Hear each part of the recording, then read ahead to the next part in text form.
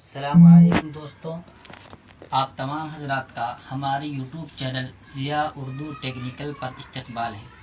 आज मैं फिर हाजिर हुआ हूँ इम्पेज के 13वें सबक के साथ। हमारा सबक एडिट मेनू तक पूरा हो चुका है और अब हमें व्यू मेनू को देखना है।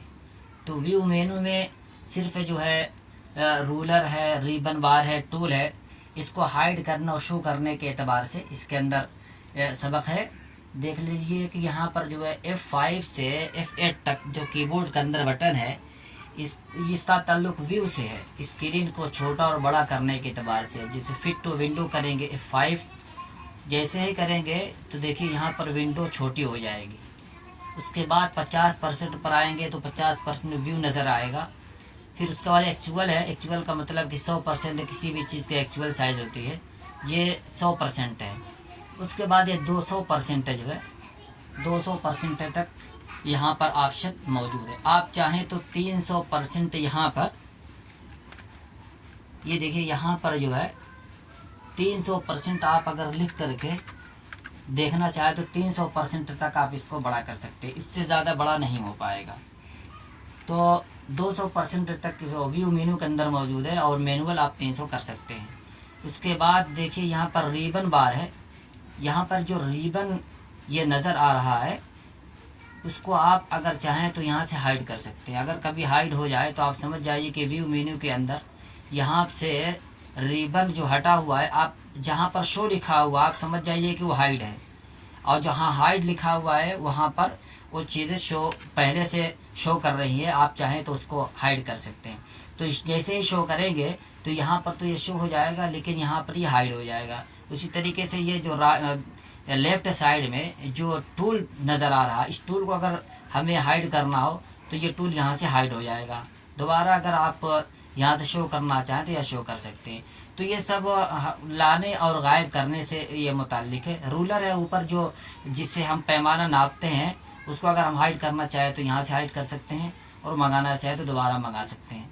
उसके बाद इसी तरीके से एक जो है यहाँ पर हाइड गाइड है। यहाँ पर एक गाइडलाइन आप लगा लीजिए और इसको अगर हम हज़फ करना चाहें तो हाइड गाइड करेंगे तो फ़ौरन ही हज़फ हो जाएगा, और दोबारा मंगाना चाहें तो या मंगा लेंगे। उसके बाद का जो अगला ऑप्शन आता है वो शो इनविजिबल्स, यानी कहाँ पर हमने इंटर लगाया है और कहाँ पर हम स्पेस हमने लगाया है, ये उस चीज़ को देखने के लिए है। जैसे हम यहाँ पर करेंगे, देखिए यहाँ पर जो एक अजीब सी शक्ल में बारीक बारीक सा जो है यहाँ पर उल्टे टी की शक्ल में नज़र आ रहा है। हालांकि टी का ऊपर की तरफ से होता है, लेकिन यहाँ पर जो है आप देखिए यहाँ पर ये छोटा करके देख लेते हैं, ये इंटर की अलामत है और ये जो छोटे छोटे नज़र आ रहे हैं ये स्पेस की अलामत है। तो इसको देखने के लिए कि ज़रूरत पड़ जाया करती है कि हमने एक स्पेस लगाया है या दो स्पेस लगाया है या बिल्कुल स्पेस लगा ही नहीं है, तो यहाँ से हम लोग इसको देखते हैं। तो इसको अगर हम जो है दोबारा हाइड करते हैं तो ये ख़त्म हो जाता है। इसी तरीके से अब ये कि स्नैप टू गाइड है, फ़िलहाल ये चालू है। अगर इसको हम चालू रखते हैं तो इसके अंदर यानी गाइडलाइन के अंदर एक चंबुक की तरीके से खींचने की ताकत पैदा हो जाती है। उस ताकत को बाकी रखने के लिए यहाँ पर स्नैप टू गाइडलाइन को चेक किया जाता है। जैसे ही हमने यहाँ पर एक बॉक्स खींचा है और खींचने के बाद जब हम उसको करीब लेके जाते हैं, देखिए फ़ौरन ये खींच लेगा। ये देखिए ये करीब ले जाते हैं, फ़ौरन ये अपनी तरफ खींच लेता है। और इस ऑप्शन को अगर हम बंद कर देते हैं तो वो जो है उसके अंदर से वो ताकत ख़त्म हो जाती है। देखिए नहीं खींच रहा है, बस आप ऊपर ले जाइए, नीचे ले जाइए, वो ताकत ख़त्म हो गई। लेकिन यहाँ से इसको ऑन करने के बाद इसकी ताकत देखिए वापस लौट आती है।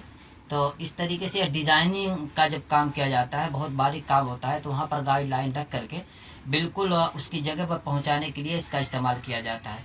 तो वक्त वक्त पर ये सारी चीज़ें बहुत काम की होती हैं।